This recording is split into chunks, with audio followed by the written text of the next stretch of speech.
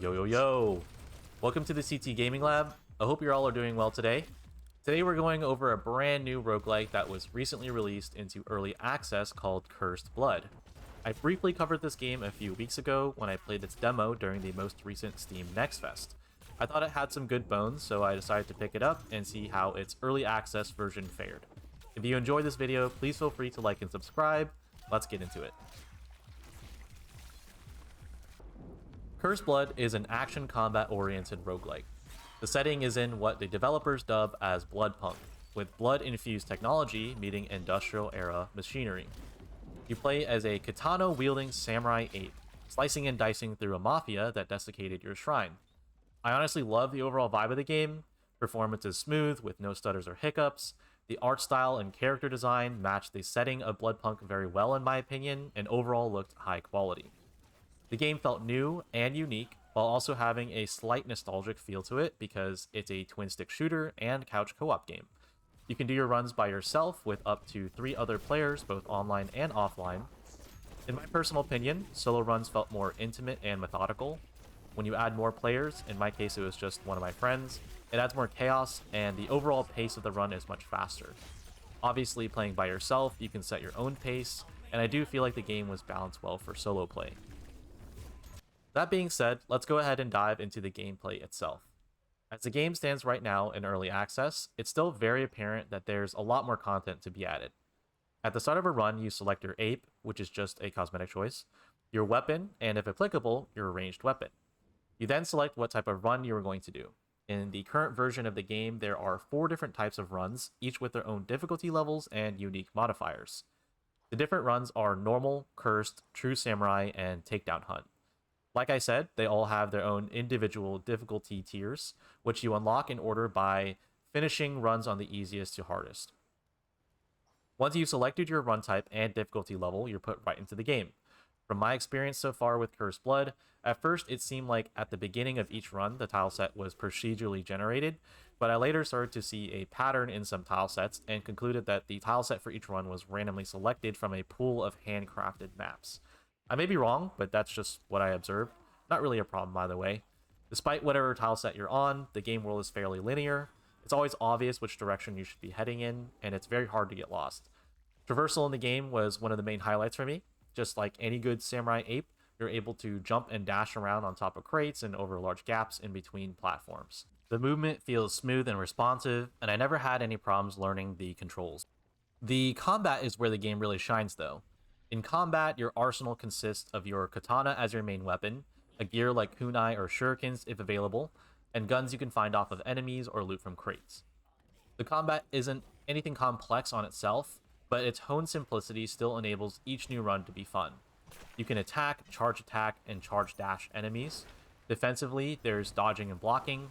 If you time your block correctly, you can deflect enemy melee attacks and bullets back at them. If you catch any enemies unaware, you can perform a takedown on them, which either kills them outright or does a large amount of damage on the beefier enemies. In standard game modes, takedowns restore health. Outside of checkpoints, takedowns are normally your only way to heal. Like I said, it's a fairly simple combat system, and what makes it really fun is that you're always in the action. You hack and slice through enemies, cleave them in half, cut off limbs, dodge, weave, and deflect bullets. Combat is weighty, but also gives you complete control of the character, so the movement still flows and feels smooth. The only complaint I had was that some enemies' attacks will knock you over and stun you. While stunned on the floor, they can still hit you. So getting knocked over and stunned already does a ton of damage, and sometimes the enemies will combo you while you're down. It wasn't a huge deal in my experience, but I did die a few times after being hit by a stun, and even lost a run when I was killed from full HP.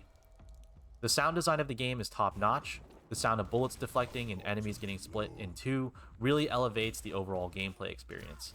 I also like the added touch of the rain and thunder as you progress through the first map, really adds to the atmosphere.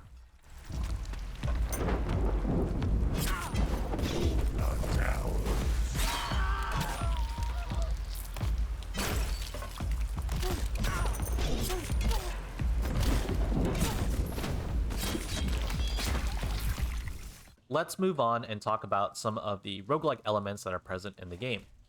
As I mentioned earlier, the map you play on is randomly selected or generated at the beginning of each run. So each new run you begin automatically will have you taking a different path than you did before. As you progress through the level, there are some hidden secrets for you to find. There are locked areas with loot that require you to find a key somewhere else in the level to access them. As just a small quality of life nitpick, I did find having to locate the key and then return to a locked area was a little tedious, and I would have liked the ability to teleport to checkpoints you've already unlocked to minimize the amount of backtracking you have to do. Like I said, locked areas contain loot, but they also sometimes have wishing wells. Wishing wells allow you to spend cursed coins, which you mainly earn by opening crates and breaking destructibles throughout the level. You spend the cursed coins to get buffs such as getting another charge for your gear. Blood fountains are challenge rooms where you attempt to kill all the enemies in a small area. If you succeed, then you are given the opportunity to select 2 boons to take with you throughout the rest of your run. If you fail, then you are given a curse instead. Curses are a wide range of debuffs that can be a slight inconvenience, like sliding on blood pools, or combat altering, like disabling your ability to use charge attacks. Boons, on the other hand, are buffs, such as receiving more curse coins from fallen enemies, or allowing you to heal from barrel explosions. At certain points, you will come across checkpoints called the Damned Obelisk. At these obelisks, you can choose between getting curse coins at the cost of receiving a curse, full healing and receiving a curse, or removing the last curse that you received. There are also a few locations scattered around the level where you can choose between 3 options that give you a general stat boost, like reducing some of the damage you take or increasing your attack speed. When it comes to game progression, it's done through the form of challenges or simply collecting blood orbs. Right now, the progression is really simple, and it just comes from playing the game over and over again. In order to unlock and upgrade certain weapons, most of the time you simply need to play a specific game mode and collect blood orbs.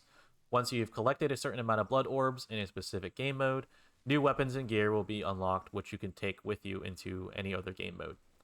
I personally would be interested in seeing the progression being taken to the next level. I know it's not standard in a lot of roguelikes, but I would be interested in seeing some type of base reconstruction in Cursed Blood. Maybe when you boot the game, it puts you into your ape home base with the desiccated shrine, and there's a portal you take to begin each run. Then, beyond just collecting blood orbs, there could be specific items you need to collect to bring home to the shrine to upgrade it and rebuild it. Something like that, I think, would add greatly to the replayability of the game and give a more tangible and visible reward to the player beyond just seeing progression through a menu. Lastly, I wanted to touch on a few bugs I encountered in my time with Cursed Blood. I actually encountered very few inconveniences and bugs throughout my experience with the game. There were only 2 instances I found something, and it was during the Blood Fountain trials. In the Blood Fountains, you are tasked with killing all the enemies, and then you can teleport out.